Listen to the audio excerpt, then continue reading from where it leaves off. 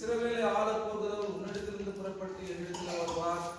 அவருடைய புறப்படுதல் அநாதி நாட்களாகிய பூர்வத்தினுடையது. ஆமென். இன்னொருத்தர் வாசிக்கலாம். எப்ராத்தா என்னப்பட்ட பெத்லகேமே, நீ யூதேயாவில் உள்ள ஆயிரங்களுக்குள்ளே சிறியதாயிருந்தும் இஸ்ரவேலை ஆளப் போகிறவர் உன்னிடத்திலிருந்து புறப்பட்டு என்னிடத்தில் வருவார்.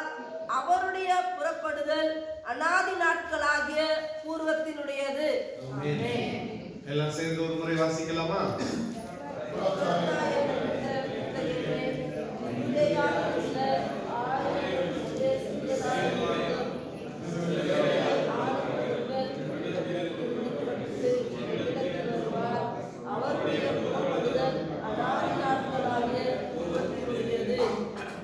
ஆமென். ஹல்லேலூயா. ஹல்லேலூயா. இந்த வசனத்தை படிச்சதும் என்ன ஞாபகத்துக்கு வருது? கேரல்ஸா? ஓகே, கேரல்ஸ் தான். அப்புறம் வேற என்ன ஞாபகத்துக்கு வருகிறது? ஆண்டவராகிய இயேசு கிறிஸ்துவினுடைய பிறப்பு சமீபமாகிவிட்டது என்று ஞாபகத்துக்கு வருகிறது. ஹல்லேலூயா. கடந்த ஞாயிற்றுக்கிழமை நாம இந்த சீரீஸ், இந்த தொடர்ச்சியை ஆரம்பித்தோம். ஏசாயா தீர்க்கதரிசன புஸ்தகம் 11ஆம் அதிகாரத்திலே ஈசாய் என்னும் அடிமரத்திலிருந்து ஒரு துளிர் தோன்றி அவன் வேர்களிலிருந்து ஒரு கிளை எழும்பி செழிக்கும்னு போன வாரம் ஆரம்பிச்சோம். ஞாபகம் இருக்கா? ஞாபகம் இருக்கா? ஆமா. அதுல கர்த்தருக்கு பயப்படுகிற பயத்தை அருளும் ஆவியுமாகிய கர்த்தருடைய ஆவியானவர் அவர் மேல் தங்கியிருப்பார் அப்படின்னு பார்த்தோம். ஆகையினாலே அவர் நீதியின்படி ஏழைகளை நியாயம் விசாரித்து யதார்த்தத்தின்படி பூமியில் உள்ள சிறுமையானவர்களுக்கு தீர்ப்பு செய்து நீதி அவருக்கு அரை கட்டும், சத்தியம் அவருக்கு இடைக்கச்சையுமாய் இருக்கும் என்று சொல்லி அவருடைய ஊழியத்தை குறித்து, அவர் என்னபடியான ஊழியத்தை செய்ய போகிறார் என்பதை குறித்து ஏசாயா தீர்க்கதரிசி முன்கூட்டியே அறிவித்ததை பார்த்தோம். அவர் ஏழை பங்காளனாய் இருப்பார். இயேசு கிறிஸ்து எப்படிப்பட்டவர் சொல்லுங்க, சத்தமா சொல்லுங்க. ஏழை பங்காளர்.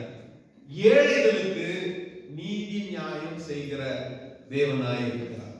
அவர் நீதியாய் அரசாளுவதற்காக வந்தவராய் இருக்கிறார். அப்ப அடுத்து இரண்டாவதாக அந்த இயேசு கிறிஸ்து பிறக்கிற இடம் எப்படி இருக்கும்? எந்த இடத்துல பிறப்பார்? அந்த இடத்தினுடைய மேன்மை என்ன? காரணம் என்னன்னா, இயேசு கிறிஸ்து பிறப்பதற்கு முன்பதாக அவருடைய பிறப்பை குறித்து, மேசியாவின் பிறப்பை குறித்து யூத மக்களுக்கு, குறிப்பாக உலக மக்களுக்கு அடையாளம் சொல்லப்பட்டது. அதுல முக்கியமான அடையாளம் இன்றைக்கு நாம வாசித்த மீகா தீர்க்கதரிசன புஸ்தகத்தில் இருக்கிறது. அது என்ன? எப்ராத்தா என்னப்பட்ட பெத்லகேமே, நீ யூதேயாவில் உள்ள ஆயிரங்களுக்குள்ளே சிறியதாய் இருந்தும் இஸ்ரவேலை ஆளப் போகிறவர் உன்னிடத்திலிருந்து புறப்பட்டு என்னிடத்தில் வருவார். அவருடைய புறப்படுதல் அநாதி நாட்களாகிய பூர்வத்தினுடையது. ஹல்லேலூயா. ஒரு ஹல்லேலூயா சொல்லுங்க. நீங்க உலக அளவில் பிரசித்தி பெற்ற ஒரு சின்ன பட்டணம், ஆனால் மிக முக்கியத்துவம் வாய்ந்த ஒரு பட்டணம். அது எதுனா, ஒரு கிராமம். அது எதுனா பெத்லகேம். பெத்லகேம் அப்படின்னா அது சிட்டி ஆஃப் டேவிட், தாவீதின் நகரம், தாவீதின் ஊர். அது அது யார் ஊரு சொல்லுங்க? யார் ஊரு? தாவீதினுடைய ஊர். அது தாவீதின் நகரம். பெத்லகேம்னு சொன்னா அப்பத்தின் வீடு. பெத்லகேம்னு சொன்னா என்ன அர்த்தம் சொல்லுங்க சத்தமா. எல்லாம் கொஞ்சம் பாருங்க. இது மார்ச் மாசத்துல இருந்து வறுமை நாட்கள் பேசி பேசி பேசி வந்துட்டோம் டிசம்பர் வரையிலும். ஆமா தானே? இந்த ஆண்டவராகிய இயேசு கிறிஸ்து பிறக்கிறதுனா என்ன கிடைக்கும்? ஏழைகளுக்கு நீதி கிடைக்கும், நியாயம் கிடைக்கும். போன வாரம் பார்த்தோம். இன்னைக்கு அவர் அப்பத்தின் வீட்டுக்கு சொந்தக்காரர். அவர் எப்படிப்பட்டவர்? அப்பத்தின் வீட்டுக்கு சொந்தக்காரர். அப்படின்னா அங்க ஆகார குறைவு இருக்காது. அங்க ஆகார குறைவு இருக்காது. சாப்பாட்டுக்கு அங்க என்ன இல்ல, பஞ்சமே. பழைய ஏற்பாட்டிலே 1-2 சம்பவங்களை, குறிப்பா 2 பெண்கள் சம்பந்தமுடைய கிராமம். ஒண்ணு, யாக்கோபு தன்னுடைய 2வது மனைவி ரேச்சல், ராகேல் 2வது பிள்ளையை வயிற்றிலே சுமந்து கொண்டு இருக்கிறார். இவங்க பாதாமாரானிலிருந்து அல்லது மாமனார் வீட்டிலிருந்து புறப்பட்டார்கள். அப்பொழுது ரேச்சல் கர்ப்பவதியாக இருக்கிறாள். 2வது குழந்தை பிறக்க போது இவங்க எருசலேமுக்கு சமீபமாய் வரும் பொழுது இவளுக்கு பிரசவ வேதனை வருகிறது. 5 மைல் தூரம். எருசலேமுக்கும் பெத்லகேமுக்கும் எவ்வளவு தூரம்? 5 மைல், 7-8 கிலோமீட்டர். அவ்வளவு தூரம். அங்க வந்தவங்க இவளுக்கு பிரசவ வலி வருது. இவளால தன்னுடைய ஜீவனை பிடித்துக் கொள்ள அங்கே மறிச்சிட்டா. பெஞ்சமின் தரங்கிட்டான். 12வது பிள்ளை தரங்கிட்டான். அவளை மக்பெலா குகையில கொண்டு போய் அடக்கம் பண்ண ரொம்ப தூரம். அங்கேயே அந்த வழி அருகே ஒரு இடத்தை பார்த்து பள்ளம் தோண்டி அங்கே ரேச்சல பொதிச்சிட்டான் யாக்கோபு. இன்றைக்கும் பெத்லகேமுக்கு வாசல்ல தான் என்ட்ரன்ஸ். நாங்கள் இஸ்ரேலுக்கு போன 10 வருடம் போய் சுத்தின்னு வந்துட்டோம். ரேச்சல் கல்றவரும் போயிட்டு வந்த தாண்டினா தான் பெத்லகேம், ஆண்டவராகிய இயேசு பிறந்த கிராமம். இந்த ராகேலும் லேயாலும் இஸ்ரவேலை கட்டுவித்த 2 பெண்கள். இது ரெண்டும் இங்கேயும் சேராம, எருசலேம்லயும் சேராம, பெத்லகேம்லயும் சேராம வழி அருகே இருக்கிறது ரேச்சல், ராகேலுடைய கலரை. நான் அதுக்கான பாடத்துக்குள்ள நான் போக விரும்பல. ஃபர்ஸ்ட் ரெஃபரன்ஸ் பெத்லகேம் அப்படின்னா யாக்கோபோடு தொடர்புடையது. யாக்கோபு எப்படிப்பட்டவனா? அவன் மேய்ப்பன், ஷெப்பர்ட். இந்த கிறிஸ்துமஸ் விசேஷமான செய்தி யாருக்கு தெரியுமா? ஃபர்ஸ்ட் மெசேஜ் யாருக்கு தெரியுமா? சொல்லுங்க, யாருக்கு? மேய்ப்பர்களுக்கு. ஷெப்பர்ட்ஸ் கிறிஸ்துமஸ், மேய்ப்பர்களுக்கான கிறிஸ்துவின் நற்செய்தி. இப்போ பஞ்சம் படைக்க நகோமி மோவாப் தேசத்துக்கு போயிட்டா. புருஷன் செத்து போயிட்டான், 2 பிள்ளைங்க செத்து போயிட்டாங்க. ஏறத்தாழ 10 வருஷம் கடந்துருச்சு. கர்த்தர் தமது ஜனத்தை சந்தித்தார் என்று கேள்விப்பட்டு மோவாபிலிருந்து திரும்பி வருகிறாள். கூட மருமகளாகிய ரூத்தோ ஒட்டி கொண்டா. இவங்க 2 பேரும் வர்றாங்க. எங்க ஜனங்க அவங்களை சந்திக்கிறாங்க தெரியுமா? பெத்லகேம்ல.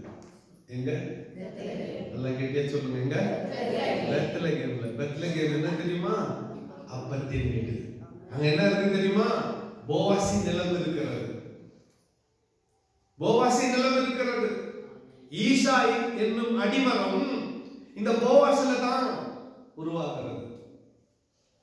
போன வாரம் பார்த்தோமே, ஈசாய் என்னும் அடிமரத்திலிருந்து ஒரு துளி இருக்கிறது என்று சொல்லி பார்த்தோமே. அது எங்க ஸ்டார்ட் ஆகுதுன்னா போவாஸ். சொந்தமா நிலம் இல்ல, 2 விதவைகள் ஒரு வீட்டுல. சொந்தமா நிலம் இல்ல, எந்த உரிமையும் இல்ல. இருந்துச்சு, இப்ப இல்ல, ஆனா திரும்ப வரப்போகுது. ஆனா அந்த இடத்துல அவளுக்கு போஷிப்பு உண்டாச்சு. எங்க? விதவைக்கு போஷிப்பு உண்டாச்சு. எங்க? பெத்லகேம்ல. சொல்லுங்க கெட்டியா, எங்க? பெத்லகேம்ல. இன்னைக்கு நீ பெத்லகேமுக்கு வந்தா உனக்கு என்ன உண்டாகும்? சொல்லுங்க. போஷிப்புன்னா தெரியலையா? பெத்லகேம்ல அவளுக்கு தானியம் கிடைச்சது. பெத்லகேம்ல அவருக்கு ஒரு வேலை கிடைச்சது. பெத்லகேம்ல அவளுக்கு குடிக்க தண்ணீர் கிடைச்சது. பெத்லகேம்ல அவளுக்கு ஒதுங்க கூடாரம் கிடைச்சது. பெத்லகேம்ல அவளுக்கு ஒரு புருஷன் கிடைச்சான். கைவிடப்பட்ட ஒரு பெண்ணுக்கு கதிர் பொறுக்க வந்தவள் அந்த தோட்டத்துக்கு எஜமானியானாள். அப்படிப்பட்ட ஒரு இடம் பெத்லகேம். அந்த பெத்லகேம்ல நம்முடைய ஆண்டவராகிய இயேசு கிறிஸ்து வந்து பிறந்தார். அல்லேலூயா, அல்லேலூயா சொல்லுங்க. அடுத்து இந்த இடத்துல தான், இந்த பெத்லகேம்ல தான் மிக முக்கியமான இன்னொரு சம்பவம் நடக்கிறது. இது தாவீதுக்கு அத்துப்படியான ஒரு இடம். அங்கதான் அவர் ஆடு மேய்ச்சிக்கிட்டு கர்த்தர் மேய்ப்பராக இருக்கிறார். அவர் என்னை புல்லுள்ள இடங்களில் மேய்த்து அமர்ந்த தண்ணீர்கள் அண்டையில். இப்படி ஒரு பெரிய மலை, இப்படி ஒரு பெரிய மலை, இந்த மலைக்கும் சென்டர்ல நீர் ஊற்று. கற்பனை பண்ணி பாருங்க. மலை சாரல் ஆடு மேயும், ஆடு மேய்ச்சிட்டு கடைசியா எங்க போவோம்? அந்த நீர் ஊற்றுக்கிட்ட சும்மா போயிட்டு இருக்கிற நீர் ஊற்று. அங்க ஆழம் இருக்குதா இல்லையா, சேறு சகதி இருக்குதா இல்லையா, முன்கூட்டியே போய் பார்த்துட்டு அந்த இடத்துல அமர்ந்த தண்ணீர்கள் இடையிலே நடத்துகிற நல்ல மேய்ப்பன். அவனே மேய்ப்பன். அவன் சொல்லுறான், கர்த்தரின் எனக்கு என்ன இல்ல, குறைவில்லை. அவர் என்னை புல்லுள்ள இடங்களில் வைத்து அமர்ந்த தண்ணீர்கள் இடையிலே நடத்துகிறவர். ஊரெல்லாம் பஞ்சம் இருக்குன்னு போட்டோம், ஊரெல்லாம் பஞ்சம் இருக்குன்னு போட்டோம். சம்பளம் முழு சம்பளம் வரல, பரவாயில்ல. பாதி சம்பளம் கால் சம்பளம் தான், பரவாயில்ல. வேலையே இல்லை, பரவாயில்ல. நீ அப்பத்தின் வீட்டில் வந்திருப்பாயானால் உன் தேவைகளை அவர் சந்திப்பது மிக நிச்சயம். அல்லேலூயா, அல்லேலூயா சொல்லுங்க. நீ அப்பத்தின் வீட்டில் வந்தது உண்மையானால் உன் தேவைகளை அவர் சந்திக்கிறது அதிக நிச்சயம். காரணம், அங்கே உலக ரட்சகர் பிறந்திருக்கிறார். அல்லேலூயா சொல்லுங்க. அவர் எங்க பிறந்திருக்கிறாரு? உலக ரட்சகர் பிறந்திருக்கிறார் பெத்லகேமில். நல்ல ஞாபகத்தில் வச்சுக்கோங்க. ஒரு சில இடங்கள்ல நான் இந்த ஊர்ல பிறந்தேன்னு சிலர் சொல்லவே மாட்டாங்க. ஒரு சில ஊர் பேரை சொல்லவே மாட்டாங்க. ஐயோ அந்த ஊரா இருக்கும். உதாரணத்துக்கு பைபிள் இருந்தே சொல்லுங்க. எரிகோ மக்கள் இஸ்ரேல் ஜனங்களுக்கு வழிவிடாம தடையா இருந்தாங்க. அதனால கர்த்தர் என்ன பண்ணார்? அந்த பட்டணத்தை என்ன பண்ணிட்டாரு? சபிச்சிட்டார். யார் அந்த எரிகோ பட்டணத்தை புதுப்பித்து கட்ட நினைச்சானோ அவன் புதுப்பிக்க ஆரம்பிச்ச நாள்ல ஒரு பிள்ளையும், அதை பிரதிஷ்டை செய்யற நாள்ல இன்னொரு பிள்ளையும் பறி கொடுத்தார். ஆனா அப்படிப்பட்ட ஒரு இடத்துல ஏசுநாதர் பிறக்கவில்லை. அவர் வந்து பிறந்த இடம் பெத்லகேம். அவர் வந்து பிறந்த இடம் அப்பத்தின் வீடு. அவர் வந்து பிறந்த இடம் தாவீதின் நகரம். சரி போட்டோம். இந்த பெத்லகேம்ல தான் இந்த ஈசாயை சந்திக்க சாமுவேல் வருகிறார். வந்து ஒரு பால் குடிக்கிற ஆட்டுக்குட்டியை கொண்டு வருகிறார். நான் விருந்து சாப்பிடணும், பலி செலுத்த வந்திருக்கிறேன். ஈசாயை கூப்பிடுங்க, ஜெஸ்ஸி குடும்பத்தை கூப்பிடுங்க. ஓ அச்சு குடிச்சுன்னு வந்தாங்க. உன் பிள்ளைங்களெல்லாம் கூட்டிட்டு வா. வந்தான். விருந்து ஆரம்பமாச்சு. கையில தைல கொம்பு வச்சுருக்கிறான். தீர்க்கதரிசி தைல கொம்பு சாதாரணமான விஷயம் இல்லை. இது சாதாரணமான விஷயம் இல்லை. அபிஷேகம் பண்ணப்படுற நாள் ஒரு சாதாரணமான நாள் இல்லை, மிக முக்கியமான நாள். இந்த நாள்ல பரிசைப்படுத்துகிறார்கள். பெரியவரா ஆண்டவராம இல்லைன்ட்டார். 2 3 4 5 6 7 பிள்ளைங்க பண்ணாங்க, 7 இல்லைன்ட்டார். இப்ப சாமுவேலுக்கே சந்தேகம். ஆண்டவரே ஈசாயின் மகன் சொன்னேன், இவர் 7 பேர் நிறுத்தினார், 7 பேரே இல்லைன்ட்டியா? அப்ப யார் தான் இவரு? அப்பா இல்லதான் உன் பிள்ளைங்களா? இன்னும் ஒருத்தங்கிறான் 17 வயசு, சின்ன பையன். அவன் ஆடு மேய்ச்சிருக்கான். அவன் வரவேறையிலும் விருந்து நிறைவு பெறுவதில்லை. ஆள் அனுப்பி தாவீதை வச்ச. கர்த்தர் சொன்னார், இவன் தான் 17 வயசு, சிவந்த மேனி, சுருள் முடி, சின்ன பையன். கர்த்தர் சொன்னார், இவன் அபிஷேகம் பண்ணு. சாமுவேல் தைல கொம்புல, குப்பி இல்ல, எதுல? தைல கொம்புல. இப்போ நீங்க தாளிக்கிறீங்க, எண்ணெய் ஊற்றணும். எப்படி ஊற்றுவீங்க? நான் பக்கத்துல இருந்து பார்த்தோம்னா உன் கையென்னா நான் கண்டுபிடிச்சிருவேன். தின்னையே தூக்கி சாய்க்கிறவங்களா நீங்க, இல்ல கரண்டியில போட்டு ஊத்துறீங்க. இதுல இருந்து நீங்க குடும்பம் நடத்துற விதம் என்னன்னு நம்மளுக்கு கிளியரா தெரிஞ்சிடும். ஸ்பூன்ல எடுத்து ஊத்துனா ஓகே, இவங்க சிக்கனமான ஆளுன்னு தெரியும். டின்னிய சாச்சா சொல்லுங்க, டின்னிய தூக்கி சாச்சா டென்ஷன் நீங்க யாரு அப்படின்னா இந்த மாதிரி இருக்காங்க. இப்ப தைல கொம்போட வந்து நிக்கிறான் சாமுவேல். தாவீதை வரவழைத்தார்கள். தாவீதை பார்த்து கர்த்தர் சொன்னார் இவன் தான். உடனே அந்த தைல கொம்புல இருக்கிற தைலத்தை அவங்கள ஊத்தி கர்த்தர் இஸ்ரவேலின் மேல ராஜாவாய் இந்த தாவீதை தெரிந்து கொண்டார். எங்க தைல கொம்பிலிருந்து அபிஷேக தைலம் ஊற்றப்பட்டதோ அந்த இடத்துல ஆண்டவராகிய இயேசு கிறிஸ்து வந்து பிறந்தார். ஹல்லேலூயா. ஹல்லேலூயா சொல்லுங்க. ஆகவே தான் இவைகள் எல்லாவற்றை காட்டிலும் நகோமியினுடைய தேவை சந்திக்கப்பட்டதை காட்டிலும் ரேச்சல் புதைக்கப்பட்டதை காட்டிலும் தாவீது ராஜாவாக அபிஷேகம் பண்ணப்பட்டதை காட்டிலும் பிற்காலத்தில் தாவீது ராஜாவாக மாறின பிறகு தன் தலைநகரத்தை பெத்லகேமில் இருந்து எருசலேமுக்கு மாற்றிவிட்டான். இவைகள் எல்லாவற்றை காட்டிலும் அந்த இடத்துல வந்து என் ஆண்டவராகிய இயேசு கிறிஸ்து பிறந்தார் பாரு. ஆகவே தான் அந்த இடம் மிக முக்கியத்துவம் வாய்ந்ததாக இருக்கிறது. அப்ப முதலாவது ஆண்டவராகிய இயேசு கிறிஸ்து ஈசாயின் அடிமரத்திலிருந்து துளிர்த்தவராய் இருக்கிறார். அவர் ஏழை எளிய மக்களுக்கு நியாயம் செய்கிறவராய் இருக்கிறார். ஏழை எளிய மக்களுக்கு உதவி செய்கிறவராய் இருக்கிறார். நீதி செய்கிறவராய் இருக்கிறார். இரண்டாவது அவர் பிறந்த இடம் எப்ராத்தா எனப்பட்ட பெத்லகேம். இந்த பெத்லகேமிலே உன் தேவை சந்திக்கப்படும், உன் வறுமை நீங்கும், உன் கடன் பிரச்சனை நீங்கும், உன் கண்ணீர் துடைக்கப்படும், நீ தேற்றப்படுவாய். தேற்றப்படுவாய். ஹல்லேலூயா. ஹல்லேலூயா சொல்லுங்க. இந்த அப்பத்தின் வீட்டிலே இந்த பெத்லகேமிலே உன் இரட்சகர் பிறந்திருக்கிறார். ஒரு தேவைகளை சந்திக்க வல்லமையுடையவராய் இருக்கிறார். ஆகவே தான் தீர்க்கதரிசி அறிவிக்கிறான். மேசியா பிறக்கிற இடத்தை வச்சுக்கினே அவர் மேசியா என்று நீங்கள் கண்டுபிடிக்க முடியும். அவர் பிறக்க போகிற இடம் எப்ராத்தா, பெத்லகேம், அப்பத்தின் வீடு, குறைவில்லாத ஒரு இடம், உன் தேவைகள் சந்திக்கப்படுகிற இடம், நீ ஆசீர்வதிக்கப்படுகிற இடம், கர்த்தர் வந்து உன்னை சந்திக்கிற இடம். ஹல்லேலூயா. ஹல்லேலூயா. ஹல்லேலூயா சொல்லுங்க. கர்த்தர் வந்து உன்னை சந்திக்கிற இடம் எப்ராத்தா என்னப்பட்ட பெத்லகேம். ஆகவே தான் எருசலேமை சுற்றி நூற்றுக்கணக்கான கிராமங்கள் இன்னைக்கு கூட அங்க போய் நின்று பார்த்தா ஒவ்வொரு மலை மேலேயும் ஒரு ஊர் அப்படியே தெரியும். சுத்தி தெரியும் ஃபுல்லா அங்கங்க ஒரு மலை மேல ஒரு ஊர் அப்படியே தெரியும். எத்தனையோ கிராமங்கள் யூதேயாவில், எத்தனையோ கிராமங்கள். அத்தனை கிராமங்களிலே எப்ராத்தா, பெத்லகேம் நீ பேர் பெற்ற கிராமம். காரணம் என்ன? உலக இரட்சகர் உன்னிலே வந்து பிறக்கிறார். ஹல்லேலூயா சொல்லுங்க.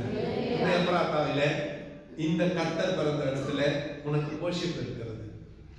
உன் தேவைகள் சந்திக்கப்படுகிறது. God is here to meet your needs. உன் தேவைகளை சந்திக்க கர்த்தர் இங்கே வந்திருக்கிறார். இந்த காலவெளியில என்ன தேவையோட நீ வந்திருந்தாலும் சரி, எப்ராத்தாவிலே பிறந்த இயேசு கிறிஸ்துவினிடத்திலே உன் தேவைகளை ஒப்புவி, உன் பிரச்சனைகளை ஒப்புவி, உன் வேண்டுதல்களை ஒப்புவி. அவர் எல்லாவற்றையும் பார்த்துக் கொள்வார். ஹலோ. ஹல்லேலூயா. ரொம்ப இதனை பழுத்தி விட்டுலாமா?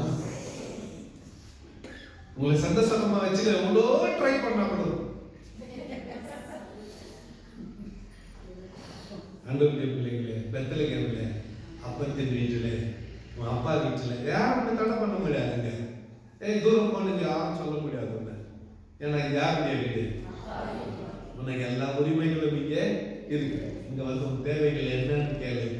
அவர் பெத்லகேமிலே, பெத்லகேமிலே, தாவீதின் ஊரிலே பிறந்தவர்.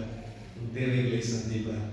இந்த வருஷம் எவ்வளோ வறுமைகளை கடந்து வந்தோம், எவ்வளோ பிரச்சனைகளை கடந்து வந்தோம். அவர் மட்டும் நம்மை கைவிடவே இல்லை. ஆண்டவர் மட்டும் நம்மை கைவிடவே இல்லை. அவர் யூதருக்கு ராஜாவாய் பிறந்தவர் உண்மைதான். ஆனால் நமக்கு பெத்லகேமிலே தாவீதின் ஊரிலே வந்து பிறந்த இயேசு கிறிஸ்து இந்த நாட்டிலே எங்கள் உள்ளத்தில் பிறப்பாராக. கர்த்தர் தாம் இந்த வார்த்தைகளை நமக்கு ஆசீர்வாதமாய் தருவாராக. பெத்லகேமுக்கு வந்திருக்கிற நீங்கள், அப்பா வீட்டுக்கு வந்திருக்கிற நீங்கள், ஒரே நிமிஷம் இந்த தேவைகளை ஆண்டவருக்கு சொல்லுங்க. அப்பத்தின் வீட்டில் பிறந்தவர் உனக்கு அப்பம் குறைவாங்க.